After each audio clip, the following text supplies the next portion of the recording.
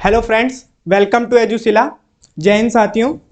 जैसा कि हम लोग देख रहे थे, आज हम लेकर आए हैं मॉक का सॉल्यूशन जो कि टेक्स्ट बुक का है। शनिवार और सैटरडे को जो आता है, उसमें शनिवार को जो आया था वो मॉक जो है आपको प्रोवाइड कराया जा रहा है सॉल्यूशन। तो उसका हम लोग सॉल्यूशन देखेंगे। देखते हैं आपने किस अप्रोच से किया है। तो पहला क्वेश्चन देखेंगे आज का क्या होगा। पहला क्वेश्चन दिया हुआ है 20% वार्षिक दर से 3 वर्षों के लिए चक्रवृद्धि ब्याज और साधारण ब्याज के बीच का अंतर 240 रुपए है। दिया गया मूलधन कितना है। ये जो क्वेश्चन आया हुआ है इसके लिए आपके लिए बेसिक दोनों चीजें बता रखी हैं प्रैक्टिस में कि किस तरह से करना है। पहला तो 3 साल के लिए साधारण ब्याज और चक्रवृद्धि ब्याज के बीच का अंतर, दूसरा 2 साल के लिए। दोनों फॉर्मूले आपको बताए थे, तो अगर आप फॉर्मूले से जाना चाहेंगे तो फॉर्मूले से भी इजीली होगा, और अगर आप और शॉर्टकट में जाना चाहेंगे कि 3 साल के लिए इसका निकालें और 3 साल के लिए एसआई का निकालें तो भी आराम से हो जाएगा, क्योंकि ये जो फ्रैक्शन दी हुई है ये इजी दी हुई है। तो फिर फॉर्मूला देखेंगे डिफरेंस का फॉर्मूला क्या दिया होता है, P ब्रैकेट में R/100 का स्क्वायर 300 प्लस R/100, ये 3 ईयर के लिए फॉर्मूला बताया था। अब इसमें वैल्यू पुट करेंगे तो डिफरेंस बराबर दिया है 240। डिफरेंस बराबर क्या दिया है 240 इक्वल P आपको निकालना है, और 20 का स्क्वायर करेंगे तो 400 और अपॉन 4 टाइम्स 0 यहां आ जाएगा इंटू 320 अपॉन 100। इसको सॉल्व करेंगे, 2 जीरो से 2 जीरो ये काटेंगे, इससे ये चला जाएगा, उसके बाद ये चला जाएगा 60 टाइम, ठीक है। उसके बाद इसको इधर भेजेंगे 6 into 1000 upon 32 equal to P। तो अगर इसको 4 के टेबल से काटें तो 4 के टेबल से 4 8 32 और ये 4 के टेबल से 15, ठीक है। 8 के टेबल से इसको काटते हैं तो 8 1 जा, और फिर ये 20 8 2 जा 8 5 जा। अब 15 इंटू 125, 15 पचे 75, 7 15 दूनी 30 और 7 37, 15 एकम 15 और 3 18। तो क्या आया 1875 आपका आंसर आया। ये आपको इजीली, कोई भी ज्यादा टफ कैलकुलेशन नहीं थी, आप आराम से कर पाए होंगे, ठीक है। अगर उस तरीके से देखें कि फ्रैक्शन से कैसे 3 साल के लिए 20% की फ्रैक्शन निकालेंगे, जैसे 20% की अगर 2 टाइम्स निकालें तो कितना होता है 20 प्लस 20, 20 इंटू 20 ऐसे निकालेंगे, ये से ये चला जाएगा 20 44 आ जाएगा, फिर 44 और ये 44 और 20 निकालेंगे तो वो CI आ जाएगा। उसके बाद SI तो डायरेक्ट होता है 20 इंटू 3 60%, और 20% डायरेक्ट भी याद होना चाहिए 3 साल के लिए। तो वो डिफरेंस निकालेंगे, इसके बराबर कर देंगे और आंसर आ जाएगा। तो नेक्स्ट क्वेश्चन देखेंगे। इस तरीके से दोनों तरह से इस क्वेश्चन को किया जा सकता था। नेक्स्ट क्वेश्चन दिया है, ये क्वेश्चन परसेंटेज में आता है, इसका अलग से टाइप पढ़ाया जाता है। तो इसमें क्या है कि ताजे फलों में 72% पानी है और सूखे फलों में 20% पानी होता है। 100 किलोग्राम ताजे फलों से कितना सूखा फल प्राप्त किया जा सकता है। तो आप देख पा रहे हैं दो चीजों में कंपेयर, एक तो ताजे फल, एक सूखे फल। उसके बाद जो वैल्यू है 100 किलोग्राम, वो टोटल की, मतलब जो अगर हम माने तो एक्स जो क्वांटिटी है टोटल वो 100 किलोग्राम है। तो इस तरीके से अगर ताजे फलों में 72% पानी है तो उसमें जो गूदा होगा, जो इसमें कंसेप्ट चलता है कि ताजे फल में पानी और गूदा कितना है, या मिक्स जूस का कंसेप्ट चलता है उस तरह से।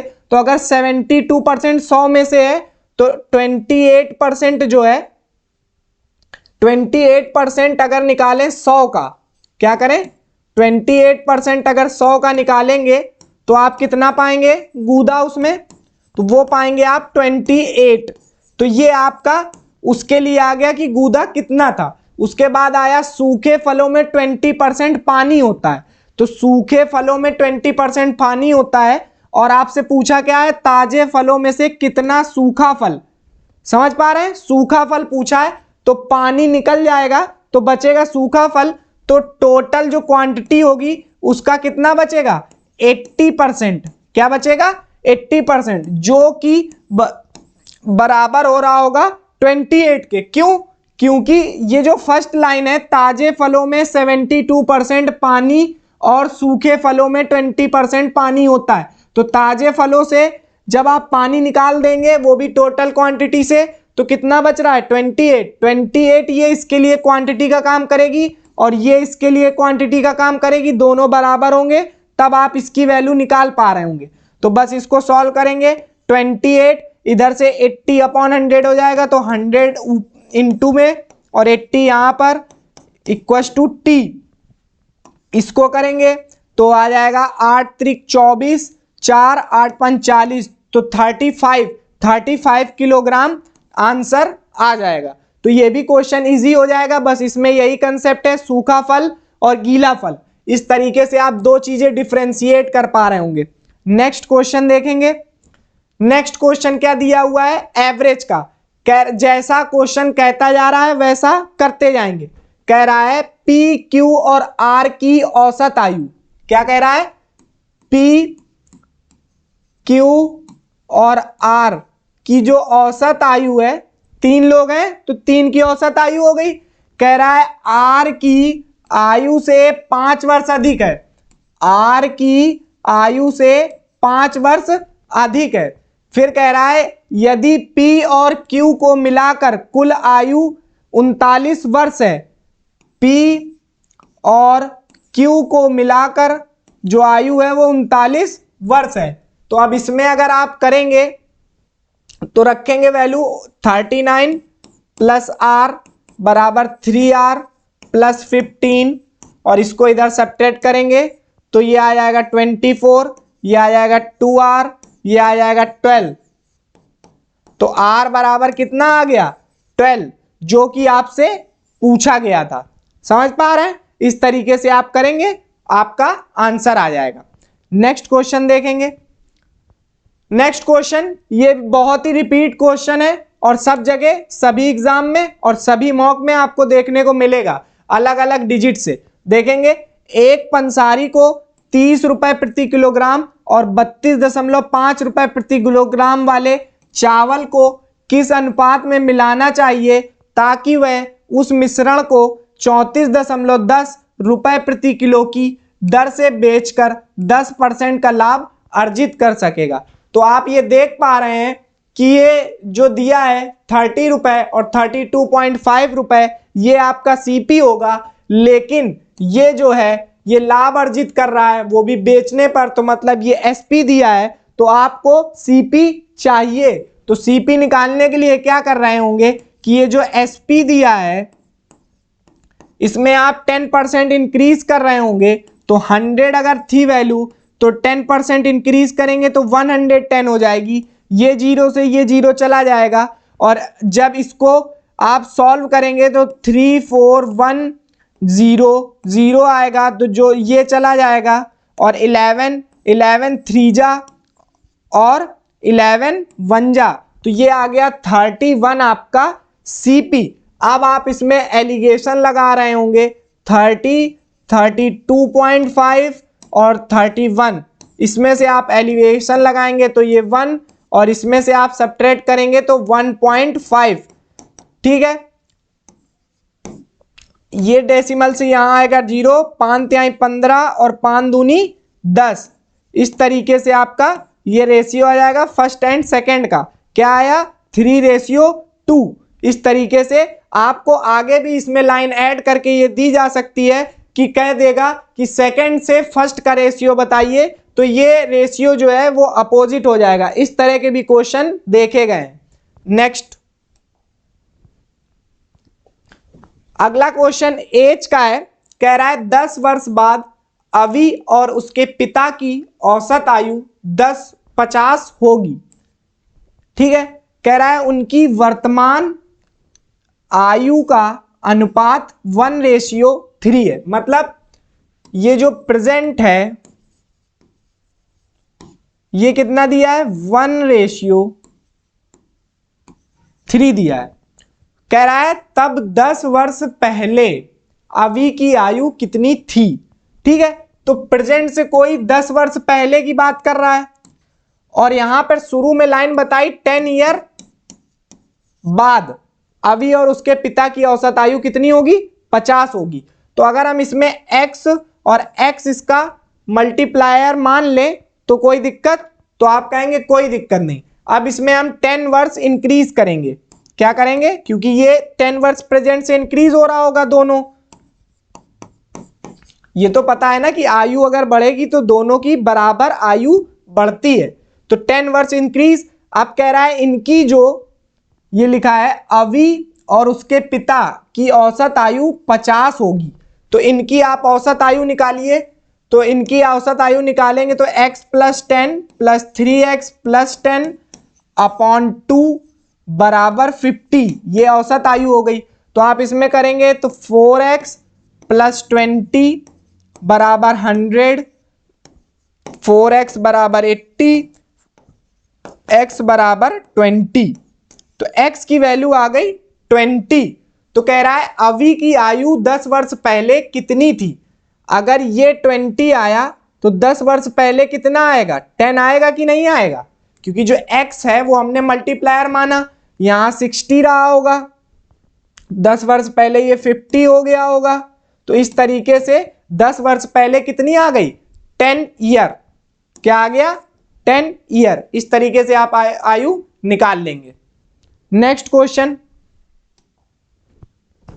समझ में आ गया है ना। ये एज का क्वेश्चन है, सिंपल सी लैंग्वेज दी हुई है। आपको प्रेजेंट से बाद और प्रेजेंट से पहले की चीजें दी हुई है, प्रेजेंट की वैल्यू डिफाइन की हुई है। आप उस तरीके से इसको कैलकुलेट कर रहे होंगे और आराम से इसका आंसर निकल आएगा। नेक्स्ट अगला क्वेश्चन दिया है रेशियो का। कह रहा है 16,200 रुपए की धनराशि को ए, बी और सी के बीच विभाजित किया जाता है। यदि ए को 1200 रुपए कम मिलते हैं।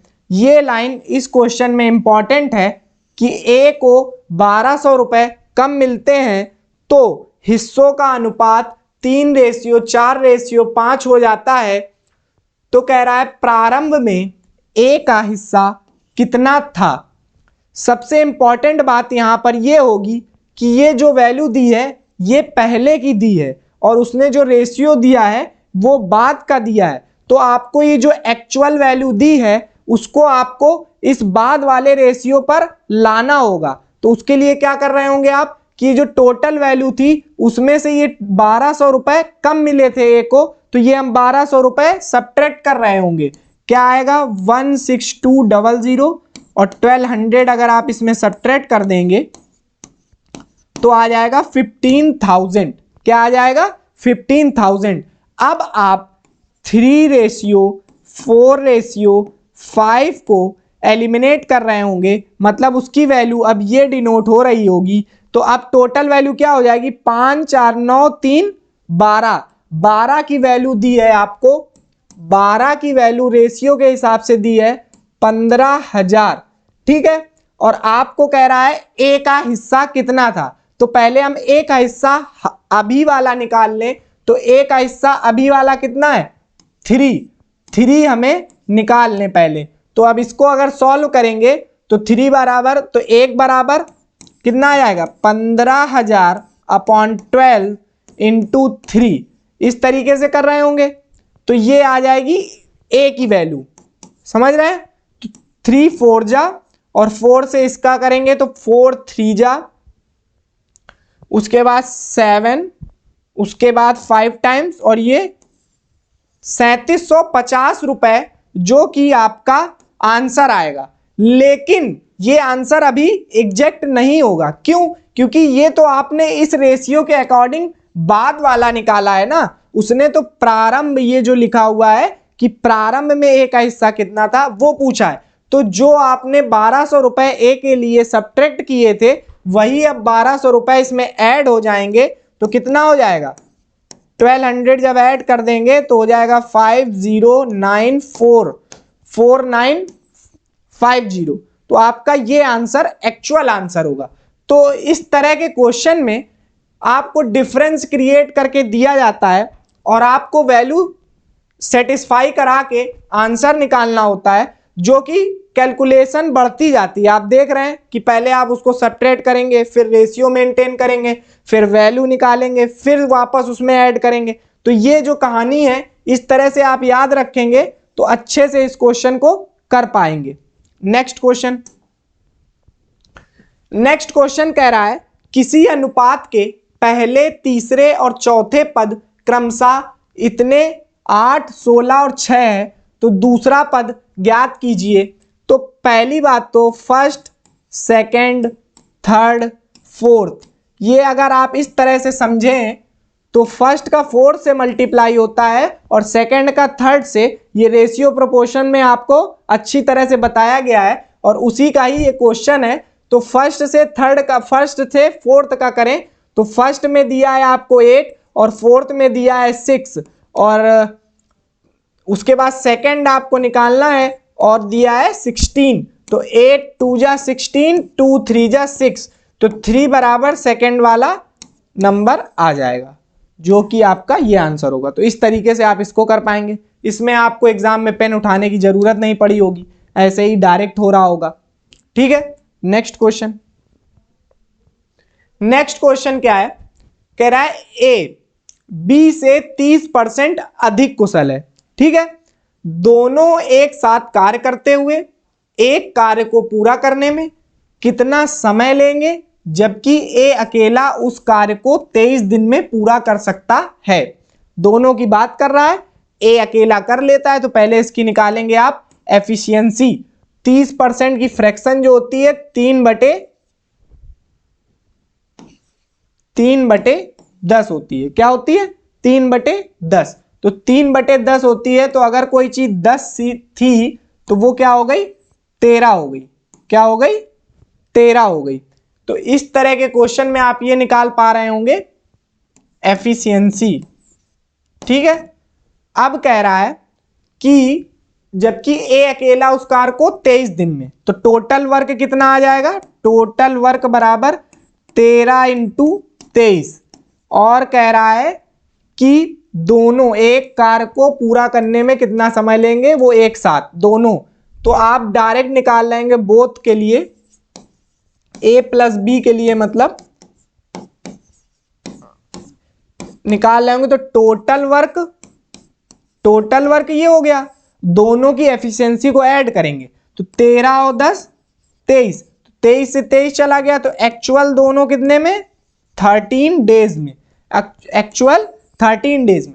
इस क्वेश्चन में एक सबसे मिस्टेक की बात यह है कि जो एग्जाम में क्वेश्चन आता है उसमें आपको ये वर्ड बहुत अच्छे से ध्यान देना है, क्योंकि जो हिंदी में वर्ड आता है वो अधिक लिख के दे देता है और इंग्लिश में जो लैंग्वेज लिखी होती है उसमें अगर मोर नहीं लगा है तो आप डायरेक्ट इसको ऐसे इंक्रीज नहीं कर सकते। समझ रहे हैं? तो इस चीज का विशेष ध्यान रखेंगे। काफी एग्जाम में आया हुआ है इस टाइप का क्वेश्चन और एग्जामिनर ने इंग्लिश वाले को प्रेफरेंस दी है, हिंदी वाले को गलत माना है। तो अभी तो ये क्वेश्चन ऑप्शन के अकॉर्डिंग तो यही सही हो रहा है, लेकिन आप इंग्लिश लैंग्वेज को भी समय रहते देखेंगे। नेक्स्ट क्वेश्चन दिया है बेलन का, यदि एक लंबवृत्तीय बेलन के आकार वाले एक बर्तन का आयतन 448 पाई सेंटीमीटर क्यूब तथा इसकी ऊंचाई 7 सेंटीमीटर है, तो बेलन का वक्र पृष्ठीय क्षेत्रफल। ये आपके लिए पका पकाया क्वेश्चन कि मतलब इसकी प्रैक्टिस आपको बहुत है। तो πr² h बराबर 448 पाई। ठीक है, तो पाई से पाई एलिमिनेट और r² ऐसे ही रहेगा। 7 ये दिया हुआ है 448, 7 छंग 42 और 7 चौक 28, r² बराबर 64, तो r बराबर 8। क्या आ गया? r बराबर 8। वक्र पृष्ठ का क्षेत्रफल मतलब सी ऐसे क्या होता है 2πr h, तो 222 अपॉन 7 R8 और ये 7 ये से ये चला गया, 8 दूनी 16, 16 दूनी 32 और 16 दूनी 32 और 3 35, 352 वर्ग सेंटीमीटर आपका आंसर आ जाएगा। तो ये भी क्वेश्चन इजी था।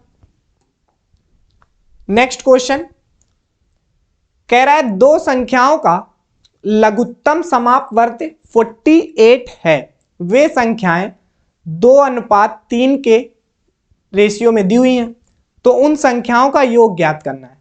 पहला स्टेप आपका ये था कि इनको आप जोड़ेंगे आएगा 5 और 5 का मल्टीपल ही आंसर में दिया होगा, जो कि ये हो गया फर्स्ट अप्रोच, जो कि आपको आनी चाहिए और ऐसे ही करना चाहिए।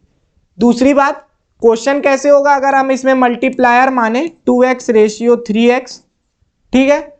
इसका एलसीएम जो दिया हुआ है 48, तो इन संख्याओं का एलसीएम कितना हो जाएगा 2 × 3 × x बराबर 48, ये हो जाएगा 6x बराबर 48, x बराबर 8 और इन दोनों को जोड़ेंगे आएगा 5x, 5 × 8 40। तो ये हो गया बेसिक और ये हो गया कि ऑप्शन से, और इस तरह के क्वेश्चन इसी तरह से करने चाहिए। समझ गए इस बात को। नेक्स्ट क्वेश्चन, नेक्स्ट क्वेश्चन दिया हुआ है यदि ब्याज की दर 22% प्रति वर्ष है तो 2 वर्षों में 10,000 रुपए की राशि के लिए चक्रवृद्धि ब्याज ज्ञात कीजिए। तो आप इस फ्रैक्शन को देख के घबराएंगे नहीं। इसको कैसे करना है, अगर 2 वर्षों की बात हुई है तो आप सीआई निकाल रहे होंगे डायरेक्ट। तो सीआई निकालने के लिए ए बी रूल 22 + 22, उसके बाद 22 × 22 अपॉन 100, तो 44 + 4.84 आ जाएगा। 484 22 का स्क्वायर होता है, जो कि सभी को याद होना चाहिए, ठीक है। उससे आप निकालेंगे तो आएगा 48.84, ठीक है। ये आया आपका सीआई 2 वर्ष के लिए। आपको निकालना है इतने परसेंट आएगा ये, क्योंकि ये परसेंट में दिया था तो परसेंट में निकाल लिया।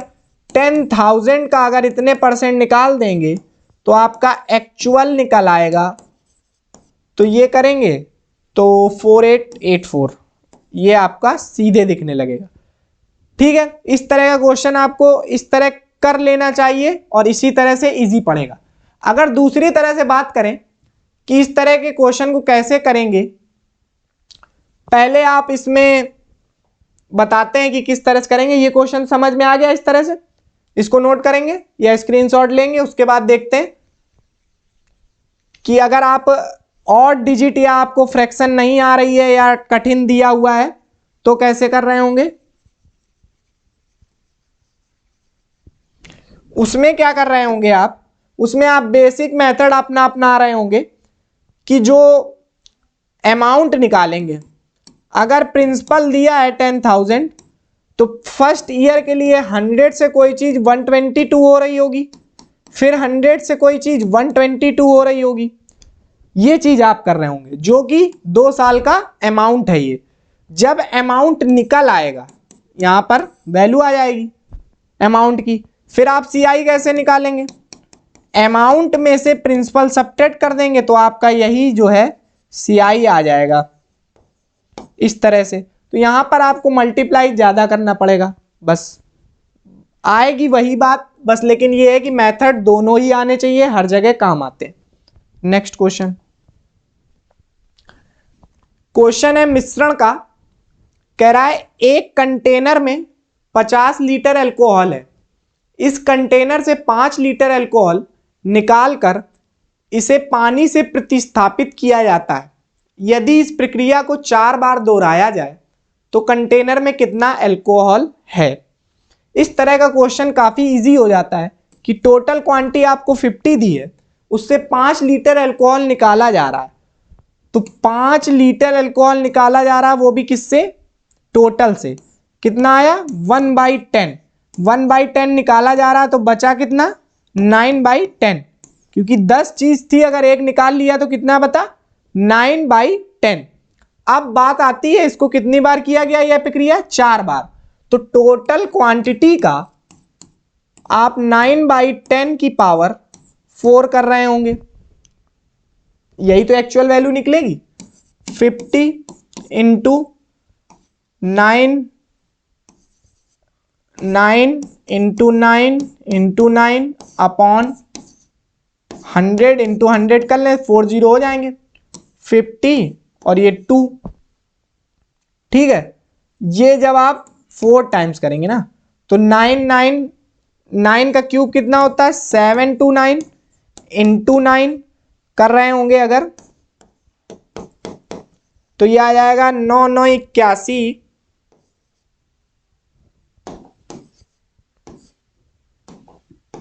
एक 9 दूनी 18, 18 दो 20 और 6 26, 2 9 सते 63 और 2 65।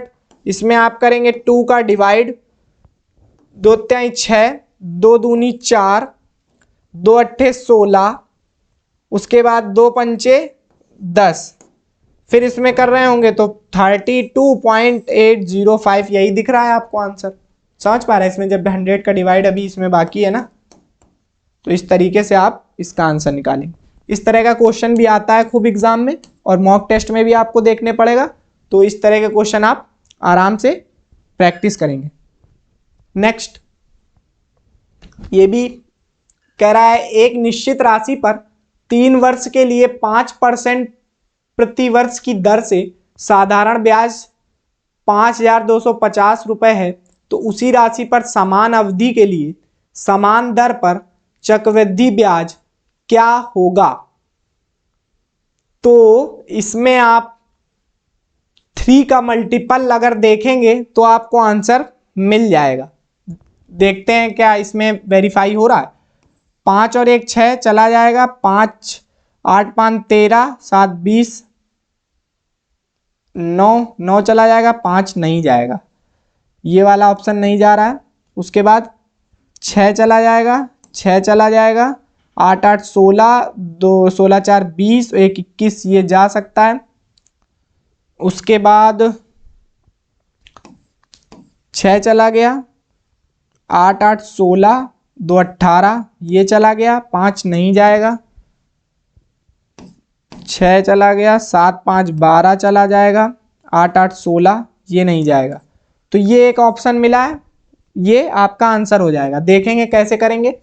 अगर आप इसमें P निकालेंगे तो 52 और 50 बराबर P 3 5 अपॉन 100, ये आप ऐसे कर रहे होंगे।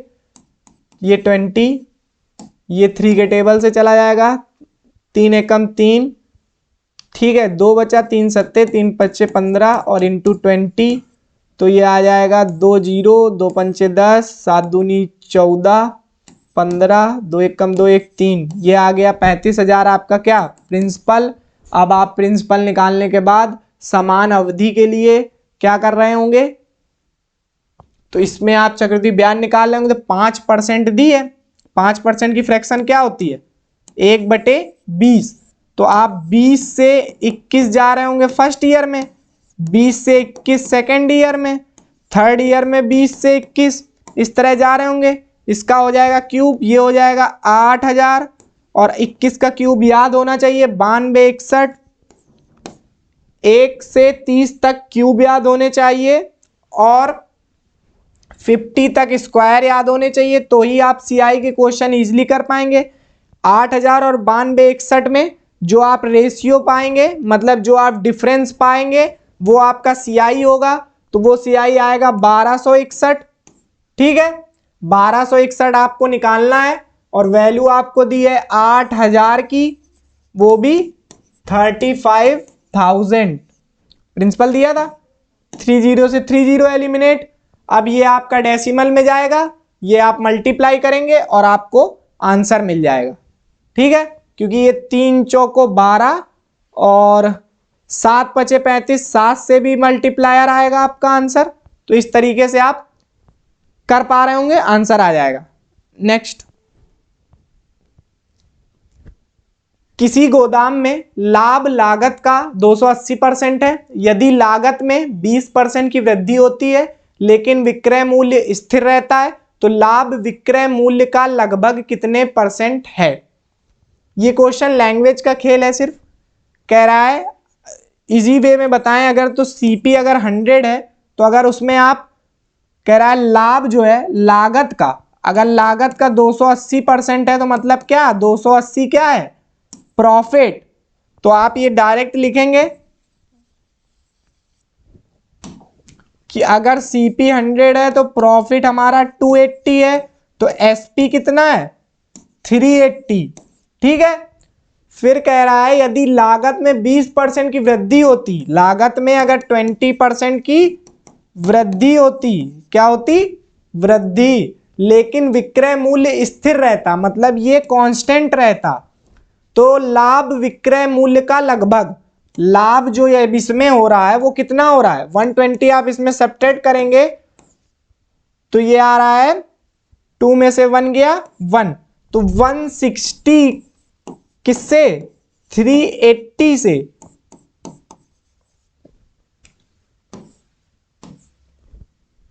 ठीक है, 1600 ये आएगा 9, ये आएगा 800, तो 800/19, ये क्या है फ्रैक्शन तो कटेगी नहीं, गलत कर दिया क्या कहीं। किसी गोदाम में लाभ लागत का 280% है, लाभ जो है लागत का 280%, प्रॉफिट ये हो गया, उसमें आपने एसपी किया तो ये आ गया 380। ठीक है, उसके बाद उसने कहा लागत में 20% की वृद्धि होती है 120 आ गया, लेकिन विक्रय मूल्य स्थिर रहता है, विक्रय मूल्य जो था वही है, तो लाभ विक्रय मूल्य का, तो लाभ जो है विक्रय मूल्य का लगभग कितने, अच्छा इसमें आ सकता है 19 दूनी 38, 19 चौको 76,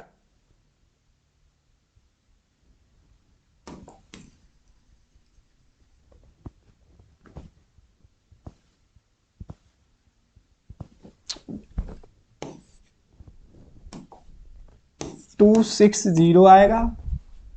इसको जब आप करेंगे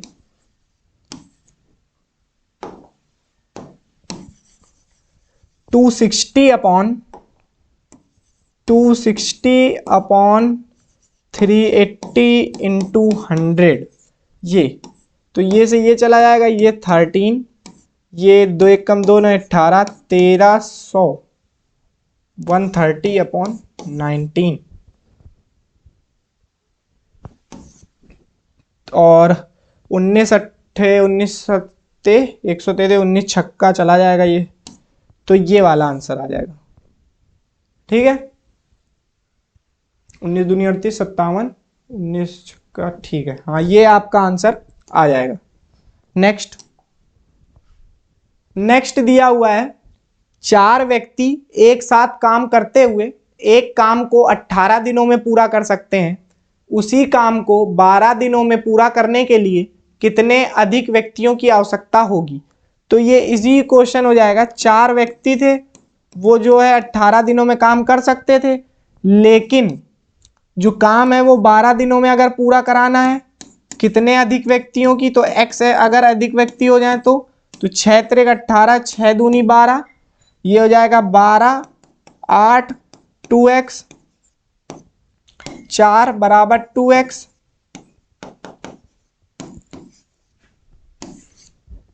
ठीक है, इस तरह से आप इस क्वेश्चन को डील करेंगे। 6 3 18 और 2 12, 4 3 12, 4 दूनी 8 और 2x। ठीक है, नेक्स्ट क्वेश्चन देखेंगे। नेक्स्ट क्वेश्चन क्या है, लैंग्वेज में घुमाया गया है, अगर प्रैक्टिकली समझेंगे तो इस क्वेश्चन को जल्दी कर पाएंगे। कह रहा है विशाल ने अपने वेतन का 12% प्रधानमंत्री राहत कोष में दान करने का फैसला किया। ये तो उसका एक स्टेटमेंट हो गया। उसके बाद कहा दान के दिन जो एक्चुअल डे आया उसमें उसने क्या किया, उसने अपना मन बदल लिया और 4200 रुपए का दान दिया, जो कि उसने पहले दान करने का फैसला किया था उसका सिर्फ 70% था। उनका मासिक वेतन कितना है। आप इस क्वेश्चन में क्या करेंगे कि जो नेक्स्ट वाली लाइन है इस क्वेश्चन से आप इसका पहले निकालेंगे कि कितना दान उसके हिसाब से हो रहा होगा। तो 4200 जो दिया था वो 100 का 70% रहा होगा। तो ये 7 छंग 42, 6000 रुपए, 6000 रुपए उसने दान दिया, ठीक है। लेकिन देना क्या था, टोटल का 12%, वो 6000 के बराबर हो रहा था। तो ये 12 पंचे 60, ये उधर चला जाएगा, तो टोटल कितना देना था, 50,000। ये आपका आंसर हो जाएगा। उल्टा सॉल्व होगा तभी आप जल्दी कर पाएंगे, नहीं तो आप लैंग्वेज में उलझ जाएंगे, ठीक है। इस तरह का क्वेश्चन प्रैक्टिस आना चाहिए, लैंग्वेज में ही घुमाया गया है बस। नेक्स्ट, ये वही सेम रिपीट है। नेक्स्ट क्वेश्चन भी इजी है। कह रहा है एक पंचायत चुनाव में 4 उम्मीदवार थे, जिसमें क्रमशः 526, 1132, 5432 और 2400 मत प्राप्त होते हैं। विजेता उम्मीदवार को प्राप्त मतों का प्रतिशत कितना है। तो ये एक सिंपल सी लाइन परसेंटेज की, कि आपको 4 चीजें दी गई हैं, उसमें आपको विजेता घोषित करना है। तो आपको अंडरस्टूड है कि जो वैल्यू सबसे ज्यादा है या जो सबसे ज्यादा वोट पा रहा है वो सबसे ज्यादा वोट पाया है अगर उसने, तो वो विजेता है। तो आप उस विजेता को लिख रहे होंगे 5432 अपॉन करेंगे, सबको ऐड करेंगे। क्या करेंगे, सबको ऐड करेंगे। तो इसको लिखेंगे 5432, 1132, 2400, उसके बाद 526, 6 4 10, उसके बाद 3 3 6 2 8 और 1 9, उसके बाद 5 4 9 10 और 1 4 14 हो गया, 5 2 7 और 1 8 और 1 9। ये आपका आ गया एक्चुअल इंटू 100।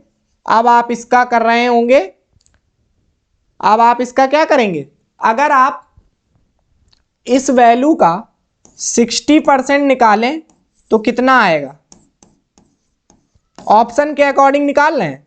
ये चला गया, ये चला गया, ये चला गया, ये चला गया। 6 9 छक्का 54 हो गया, 5 कैरी, 6 चौको 24 और 5 29, 6 9 54 और 2 54 और 2 56। ये क्या आया 5694, मतलब 5400 से 200 ज्यादा, मतलब 300 के अप्रॉक्स वैल्यू बड़ी आ गई। तो मतलब 60 से थोड़ा सा आंसर कम है। हमने ऑप्शन के अकॉर्डिंग, क्यों 67% जो था वो ज्यादा था और सब जो दिया था वो 55 के करीब था। ये तो हो ही नहीं सकता, क्योंकि आप इसको देखेंगे तो इसका 50% से भी ज्यादा है ना, तो ये तो हो नहीं सकता। और ये अब हो नहीं रहा है, क्योंकि अगर इससे बड़ी वैल्यू आती दी होती तो यहां तक आता, लेकिन नहीं। और ये इसलिए नहीं होगा क्योंकि ये 60 से थोड़ा सा कम है, 60% से थोड़ा सा कम है। तो ये वाला आपका आंसर हो जाएगा, ये आपको डिवाइड करने से बचाएगा। समझ रहे हैं इस चीज को। नेक्स्ट क्वेश्चन, इसमें अब की बार एसआई और सीआई के क्वेश्चन काफी दिए हुए हैं। अब इसमें क्या दिया है, 3/2 वर्षों में। 3/2 वर्ष का मतलब क्या होता है, 1/2 ईयर, मतलब 1.5 साल। कह रहा है 12,000 के मूलधन पर 20% वर्ष प्रतिवर्ष के चक्रवृद्धि ब्याज की दर से वार्षिक और अर्धवार्षिक रूप से संयोजित करने पर प्राप्त राशि के अंतर की गणना कीजिए। अब आपको इसमें बेसिक अंडरस्टैंडिंग आनी चाहिए, तभी आप इस क्वेश्चन को अच्छे से और इजीली कर पाएंगे। अब पहले बात करते हैं सीआई की। तो जो सीआई है ईयरली की बात कर रहा है पहले के लिए, पहला ईयरली बाद में अर्धवार्षिक। तो पहला अगर ईयरली हम लोग लें तो इसमें क्या बनेगा, एक तो ईयर हो जाएगा और एक आधा ईयर हो जाएगा, मतलब 6 मंथ। यही तो हो रहा है। तो मतलब अगर 20% दिया है ईयर का, हाफ ईयर का 10% हो जाएगा। तो अगर इसका टोटल निकालें तो कितना आएगा, 20 + 10 + 20 × 10 / 100। ये आ गया 32%, ये आया ईयरली के लिए। ठीक, बात आती है अर्धवार्षिक हाफ ईयरली के लिए। हाफ ईयरली के लिए 6 मंथ, 6 मंथ और 6 मंथ की 3 साइकिल बन रही है। 1.5 ईयर है, 6 6 12 6 त्रिक 18, तो 18 महीने 6 महीने में डिवाइड हो जाएंगे। और जो फ्रैक्शन है, जो मतलब रेट दिया हुआ है 20%, ये भी 2 से डिवाइड हो जाएगा, मतलब आधा हो जाएगा। तो ये 10%, ये 10%, ये 10%। तो अगर हम इन तीनों का सीआई निकालेंगे तो ये आपको याद होता है कि 10 और 10 का अगर 2 साल का सीआई निकालना हो तो 21% आता है, इसी फॉर्मूले से, एबी रूल से। 20 प्लस इसमें करेंगे 10 प्लस 10, 10 इंटू 10 अपॉन 100, तो 21% 2 साल के लिए।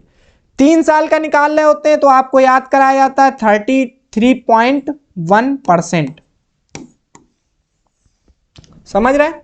इस और इसका डिफरेंस आपसे कहा है कि एक्चुअल वैल्यू बताओ, यही तो लिखा है, प्राप्त राशि के अंतर की गणना। तो 33.1 में से 32% घटाएंगे तो आएगा 1.1%। ये आप डायरेक्ट घटा पा रहे होंगे, 1.1%, जो कि इसका निकालना है। 1.1% इसका ही तो निकालेंगे मूलधन का, तभी तो आप सीआई निकाल पाएंगे। तो 1.1 का अगर 12 में मल्टीप्लाई करेंगे तो 11 दूनी 22, 11 एकम 11 और 2 13, तो 132, और बाकी जीरो एलिमिनेट हो जाएंगे, परसेंटेज थे, तो ये आपका आंसर हो जाएगा। समझ पाए इस क्वेश्चन को किस तरह किया? पहले तो आपने इसके लिए निकाला सीआई, अच्छा क्वेश्चन है। पहले तो आपने इसके लिए निकाला सीआई, वो भी वार्षिक, ये हो गया उसके लिए वार्षिक के लिए कंडीशन। उसके बाद हाफ ईयरली निकाला, उसके लिए कंडीशन ये हो गई। फिर दोनों का डिफरेंस निकाला, जो डिफरेंस आया वो मूलधन का परसेंटेज निकलेगा, वो वैल्यू एक्चुअल यहां पर आ गई। समझ पा रहे हैं आप इस क्वेश्चन को? तो इस तरह से इस क्वेश्चन को करेंगे, और ये अच्छा क्वेश्चन है, हो सके तो आप इसको नोट डाउन करें। ठीक है, नेक्स्ट क्वेश्चन। नेक्स्ट क्वेश्चन है, कह रहा है आंकड़ा समुच्चय का माध्य, आंकड़े जो है समुच्चय का माध्य 10 के बराबर है। यदि हम प्रत्येक आंकड़े के मान में 5 जोड़ते हैं तो माध्य क्या होगा? अगर आप 5 जोड़ेंगे, घटाएंगे, मल्टीप्लाई करेंगे, डिवाइड करेंगे तो आंसर में 5 ऐड हो रहा होगा। बस इतना सा इसका कंसेप्ट है, इसमें कोई नई चीज नहीं है, ये एवरेज वाला रूल है। एवरेज में जैसे करते हैं कि अगर कोई सीरीज दी है, अगर उसमें 5 जोड़ रहे हैं या 5 घटा रहे हैं या मल्टीप्लाई कर रहे हैं तो आंसर में भी वही डिफरेंस देखने को मिलता है। उसके बाद आता है ये एक अच्छा क्वेश्चन। अच्छा क्वेश्चन इसलिए कहेंगे कि मतलब आप इसकी, अगर आपने प्रोबेबिलिटी पढ़ी है तो प्रैक्टिस के लिए अच्छा क्वेश्चन है। बात है पासे की। पासे पर कितने नंबर होते हैं? पहले तो ये बेसिक से बता देते हैं, इतने ही नंबर पॉसिबल है पासे पर, 6 नंबर। ठीक, बात हो रही 3 पासे की, तो एक पासे पर इतने हैं, तो 3 पासे पर कितने नंबर पॉसिबल है? मतलब एक पर अगर 6 नंबर आ सकते हैं तो दूसरे पर भी 6, तीसरे पर भी 6, तो टोटल नंबर आ सकते हैं 6 का क्यूब, वो जो कि होता है 216, ये आपको याद है। ठीक है, कह रहा है कम से कम एक पासे पर 3 आने की प्रायिकता क्या है? कम से कम एक पासे पर 3, एक पासे पर 3 आना है, 3 आना चाहिए, तो 3 आना चाहिए, और बाकी 1 2 3 4 5 ये नहीं आना चाहिए। तो हम लोग क्या करेंगे, उल्टा निकालेंगे, क्योंकि अगर इसके फेवरेबल पॉइंट बनाने लगे अलग अलग तो टाइम जाएगा। तो उल्टा क्या, 1 2 3 4 5, 5 नंबर जो नहीं आ रहे हैं, 5 नंबर कितने में से? 6 में से नहीं आ रहे हैं ना। जो पासा होता है उसमें 6 खाने होते हैं, जो 6 खाने मतलब क्या होता है? टोटल, और ये favourable point, favourable upon total. तो अगर आप एक पासे के लिए निकालेंगे तो 5/6, बात हुई है 3 पासे के लिए। ठीक है, और 1 से माइनस करेंगे तो आप ये निकाल पाएंगे कि कितनी एक्चुअल वैल्यू है जो कम से कम है। तो बस इसको सॉल्व करेंगे, -125 अपॉन 216, इसको उधर करेंगे तो 216 में से जाएगा 216 माइनस 125 अपॉन 216, ये आ जाएगा 1, ये आ जाएगा 9, 216। तो ये आपका एक्चुअल आंसर आएगा। कम से कम एक पासे पर 3 आने की प्रायिकता। ठीक है, तो इस तरीके से 1 में से जब आप सब्ट्रैक्ट करते हैं तो इसका मतलब होता है आप टोटल में से सब्ट्रैक्ट कर रहे हैं, तो जो आपको मिला है और जो आपको नहीं मिला है उस तरह से आपको आंसर मिल जाता है। ठीक है, नेक्स्ट क्वेश्चन, अच्छा क्वेश्चन है, इसकी प्रैक्टिस करें। नेक्स्ट क्वेश्चन है, वह छोटी से छोटी संख्या ज्ञात कीजिए जो 6, 9, 15 से विभाज्य होने वाली सबसे छोटी संख्या में जोड़ने पर पूर्ण वर्ग बन जाए। अब इसमें कोई शॉर्टकट बताने की जरूरत नहीं है, क्योंकि ये आपको नंबर जो दिख रहे हैं 6, 9 और 15, इसका एलसीएम आपको पता है 90 आता है। इसमें कोई शॉर्टकट नहीं है, आपको याद है कि 90 आता है और 90 में आप में से इन नंबर्स में क्या जोड़ें कि आप पूर्ण वर्ग मतलब होल नंबर। तो आप इन नंबर्स में देखेंगे तो 10 अगर ऐड कर देंगे तो 100 हो जाएगा, जो कि एक परफेक्ट स्क्वायर होता है, जो कि एक परफेक्ट स्क्वायर होता है। समझ रहे हैं? इस तरह का क्वेश्चन और भी डिजिट या और भी डिजिट अच्छे दे करके पूछा जा सकता है। नेक्स्ट क्वेश्चन, नेक्स्ट क्वेश्चन जो डीआई के आए हुए हैं वो क्वेश्चन इजी है, आपको बता देते हैं कैसे करना है, बाकी आपने कर लिए होंगे। बेचे गए फलों की कुल संख्या इसमें बताई गई है वो है 10,000, और जो ये ग्राफ बना हुआ है मतलब जो ये सर्कल बना है इसमें क्या बताया गया है, आम, संतरा, अमरूद, तरबूज और सेब, इनका परसेंटेज दिया हुआ है। कह रहा है 6 माह में बेचे गए तरबूज और संतरों की संख्या के मध्य क्या अंतर है। सबसे इंपॉर्टेंट बात इसमें जो 6 माह की बात की गई है और जो आपको ये डिस्ट्रीब्यूशन दिया हुआ है ये टोटल 12 मंथ्स का दिया हुआ है।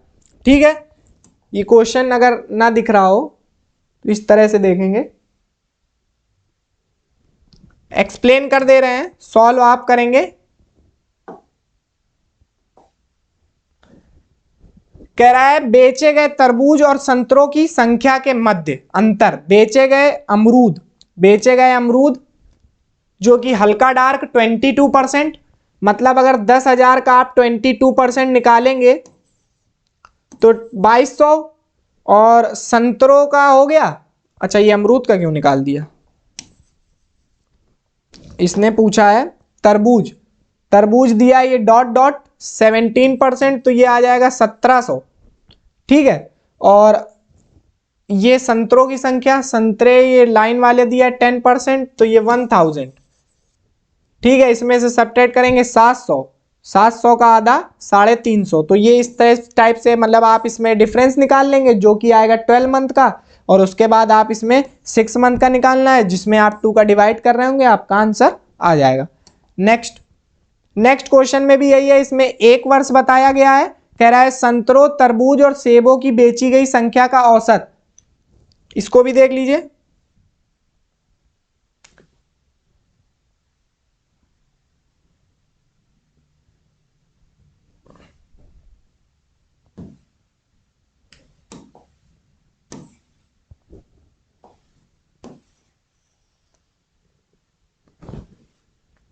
इसमें क्या करना है,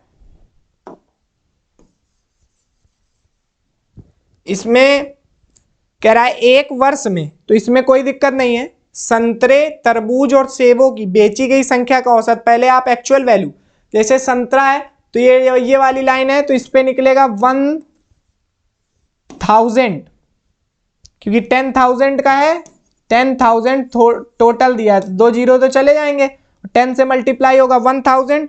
उसके बाद तरबूज, तरबूज का ये डॉट दिया है तो ये 2 जीरो चले जाएंगे तो 1700।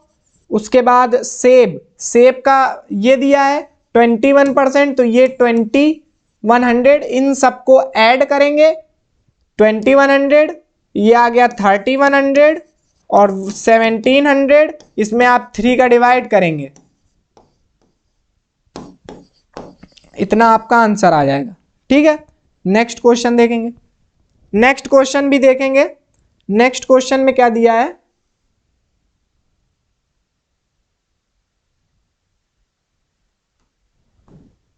नेक्स्ट क्वेश्चन समझेंगे। इसके 3 क्वेश्चन दिए हुए हैं। इसमें क्या है कि पुरुष और महिला के बारे में बताया गया है और ये आपको ग्राफ दिया गया है, ठीक है। प्रतियोगिता है तो कह रहा है 2014 से 2018 तक प्रतियोगिता में प्रतिभागियों की कुल संख्या में कितने प्रतिशत की वृद्धि हुई, ठीक है। तो इसको आप 2014 से 2018 पर जाएंगे, इसमें देखिए और 18 में देखिए। इस तरह से आप रेशियो मेंटेन करेंगे और परसेंटेज की वैल्यू निकालेंगे। समझ पाए? कुल संख्या में कितने प्रतिशत की वृद्धि हुई है। जैसे ये 6 2 8 और वो 9 6 15, इस तरीके से करेंगे और रेशियो से आप परसेंटेज निकालेंगे।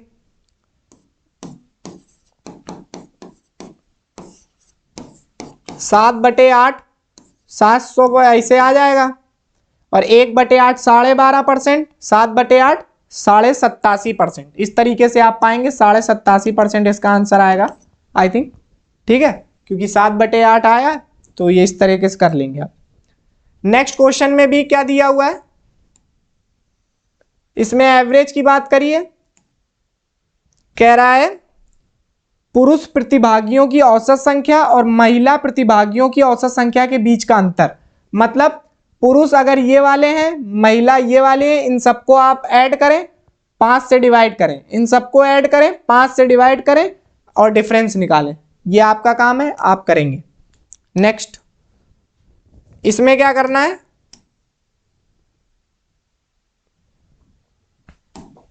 इसमें कह रहा है निम्नलिखित में से किस वर्ष में पिछले वर्ष की तुलना में महिला प्रतिभागियों की संख्या में 28.57% की वृद्धि हुई है। 28.57% आपको देखते ही पता चल जाना चाहिए कि जो 1/14 होता है और 2/14 इस तरीके से जो फ्रैक्शन होती हैं उसका आप मल्टीपल देख पा रहे होंगे। एक्चुअल बता नहीं रहे, इसको आप हिट करिए और इसमें आप अब अगर आप देखेंगे महिला प्रतिभागियों में पिछले वर्ष की तुलना में, जैसे इसके पिछले, इसके पिछले, इसके पिछले और इसके पिछले देखेंगे, जैसे क्या कह रहा है वृद्धि, तो ये इसमें क्या है, इसको देखते हैं। अगर 100 बढ़ा है 350 से तो 5 दूनी 10, 5 सते तो ये 200/7, 7 दूनी 14, यही आ जाएगा। तो हम ही ने बता दिया एक्चुअल, हम इसीलिए नहीं बता रहे थे। तो इसको आप इस क्वेश्चन को करेंगे तो आपका ये वाला इस तरीके से आपको रेशियो मेंटेन करने के लिए डीआई में दे दिया जाता है। तो इस तरीके से आज के क्वेश्चन समाप्त हुए। अब आगे से देखेंगे नेक्स्ट क्लास में, तो इन क्वेश्चंस की अच्छे से प्रैक्टिस करें। और अच्छे तो क्वेश्चन ज़्यादा नहीं कह सकते, लेकिन हाँ पेपर का लेवल आपका इसी तरह से देखने को मिलेगा। डीआई के क्वेश्चन अच्छे देखने को मिल सकते हैं जैसे यूपी SSSC पेट में देखने को मिले थे। तो आप इन क्वेश्चन और मॉक की प्रैक्टिस करते रहें ज़्यादा से ज़्यादा, तो आप इन क्वेश्चन को लगाएं। Thank you.